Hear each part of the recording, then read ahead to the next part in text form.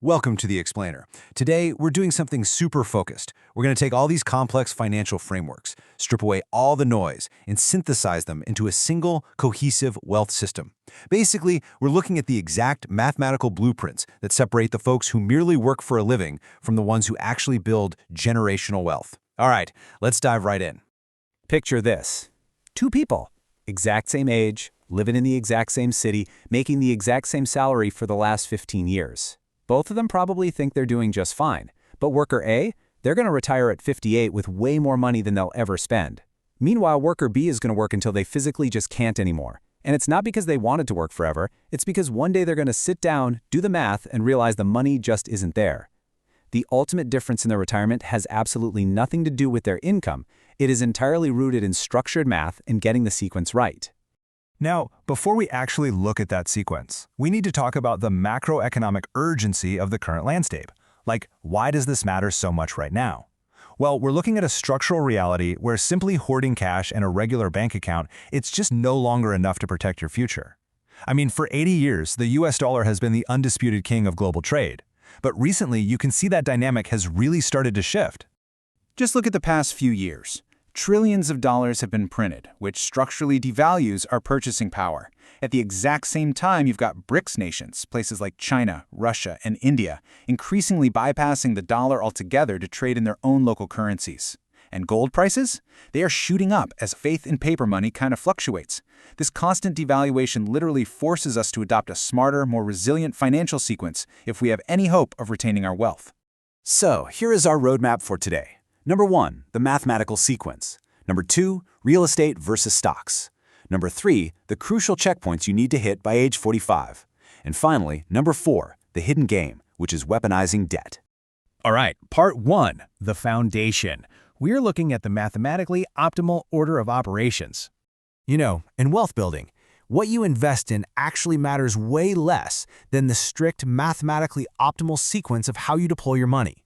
The financial industry makes a killing off making this seem super complicated, but honestly, there's just a clear mathematical hierarchy, and skipping a step here will cost you real money. Step 1 is a simple $1,000 starter emergency fund. Why? Because the number one reason people drain their investments early and take those massive penalties is a random unexpected expense. You need a little $1,000 liquid firewall before you invest a single dime. Step 2 is capturing your employer match. Step 3, you've got to kill any high-interest consumer debt, like those 21% credit cards, because that is a guaranteed negative return. And Step 4 is maxing out a Roth IRA or your country's equivalent tax-free growth account. Actually, scratch that. Let's pause on Step 2 for a second. If your employer offers a retirement match, capturing it gives you an immediate, risk-free 100% return on your money on day one. Let that sink in. There is no stock, no real estate deal, and definitely no meme coin in the history of the world that will reliably give you a guaranteed 100% return with zero risk. You absolutely cannot skip this step. Moving on to part 2, real estate versus stocks, the ultimate choice. So once your sequence is humming along, you're inevitably going to face the biggest financial decision of your life. Let's run the actual numbers and calculate the true total cost over a 20-year window, from 2004 to 2024. Let's say you bought a $300,000 house in 2004 with $60K down. When you factor in the mortgage, the taxes, the insurance, the maintenance, your real monthly cost was about $2,090. If that home doubled in value over 20 years, after you pay off the remaining mortgage and all the fees, you'd net roughly $397,000. Not bad, right? But now, consider the renter. The renter puts that same $60K lump sum straight into an S&P 500 index fund. They pay $1,550 in rent, which leaves them with an extra $540 every month compared to the homeowner. If they consistently invest that $540 a month at the historical 10.5% return, they end up netting approximately $860,000. The disciplined renter actually mathematically destroyed the homeowner's net return. But, and this is a massive but, here is the uncomfortable caveat. The winner is not the asset class. The winner is the behavior. Those stock numbers only look that amazing because they assume you never miss a single month and you never panic sell during a massive market crash like in 2008.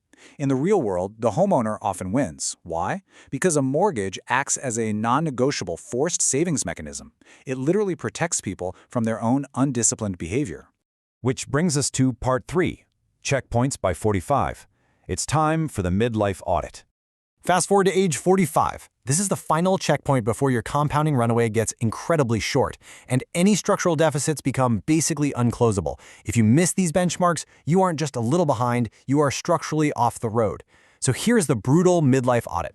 By 45, you need to hit these 8 milestones. Your net worth needs to be 3x your income. You need 3x your salary saved specifically in retirement, absolute zero high-interest consumer debt, a true fully funded 6-month liquid emergency fund, a clear housing strategy that isn't eating up 50% of your take-home pay, airtight life, disability, and health insurance, a clear college or dependent cost plan where, by the way, you prioritize your own retirement first, and finally, you need at least the beginnings of multiple income streams so you aren't totally reliant on a single point of failure.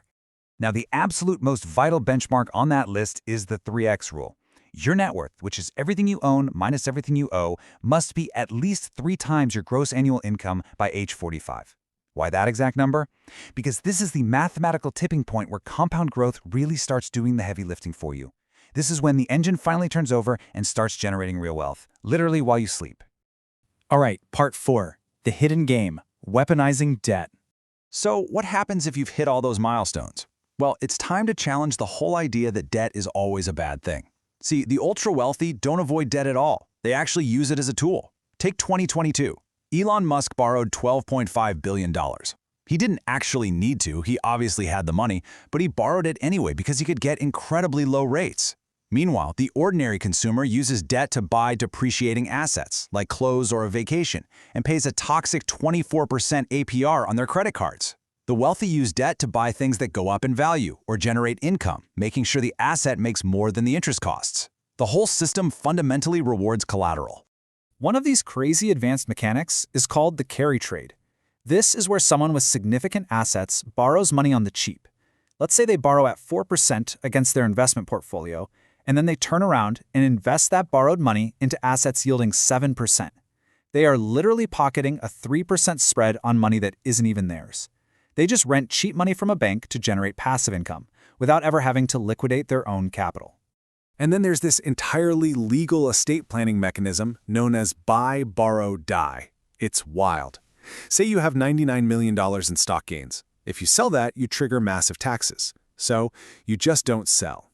Instead, you borrow against the stock to fund your lavish lifestyle, because loans are not taxed. Then, when you die, your heirs inherit that stock at its current value. The original gain is completely wiped out. They sell it, pay off the loan, and boom, zero capital gains tax paid. The whole shebang is totally legal. And this all builds into what is maybe the most silent wealth creator out there: inflation as a hidden subsidy. If you hold long-term, fixed-rate debt on hard assets, like real estate, inflation is actually your best friend. As the currency's purchasing power drops, which we talked about earlier, the real cost of your fixed debt just evaporates.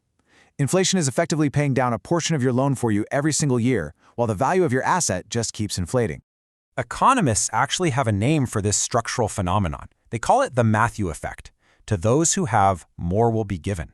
And the crazy thing is, none of these strategies, the carry trade, buy, borrow, die, leveraging inflation, none of them are secret laws or crazy conspiracies. They just require existing wealth and collateral as the entry ticket to even play the game. The wealth gap widens simply because the rich make money entirely differently than the rest of us. Which brings us to the final thought of this explainer. Look, you can't control the macro system. You have zero control over global currency shifts or what the interest rates are doing. But you absolutely can control your sequence. Because if you don't look at your financial life as a strict mathematical system, then time, the market, and just unexpected life events are going to make your choices for you. So I'll leave you with this. Will you step up and make the decisions to architect your wealth?